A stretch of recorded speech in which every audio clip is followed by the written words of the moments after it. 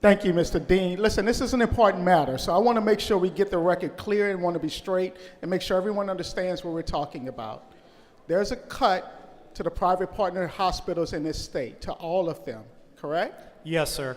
And based on the testimony we heard in appropriations, we can expect hospitals to close in this state, correct? Yes, sir. What hospitals do we expect to close? Off the top of my head, Shreveport and Monroe, the university hospitals in those two markets would shut down.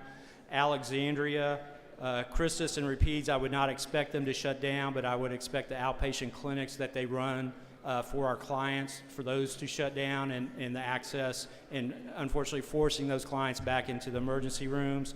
In Lake Charles, I would not expect Lake Charles Memorial to close down, but I would expect them to shut down the outpatient clinics at W.O. Moss, which would then flood the emergency rooms in that market.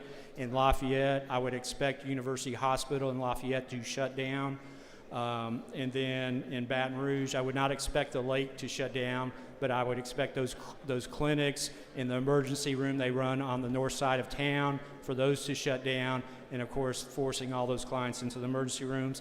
In Bogalusa, I would expect Our Lady up there to shut down, and then in New Orleans, I would expect the big university hospital that we just built a few years ago for it to shut down. We just built this hospital in New Orleans, and we're going to shut it down, and we're going to close hospitals across this state.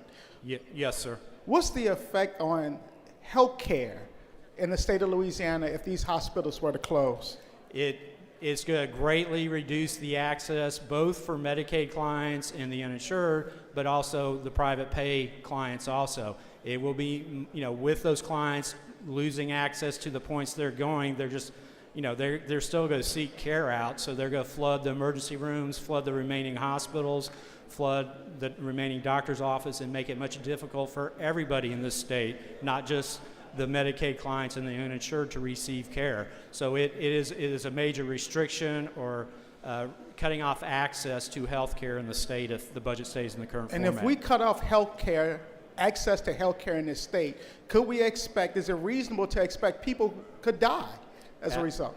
Absolutely, if they don't have access, and unfortunately that would be an impact, yes, sir. And I heard Representative Billiard ask you about the number of jobs and the economic loss, but we're talking about the actual loss of lives. Yes, sir. Thank you.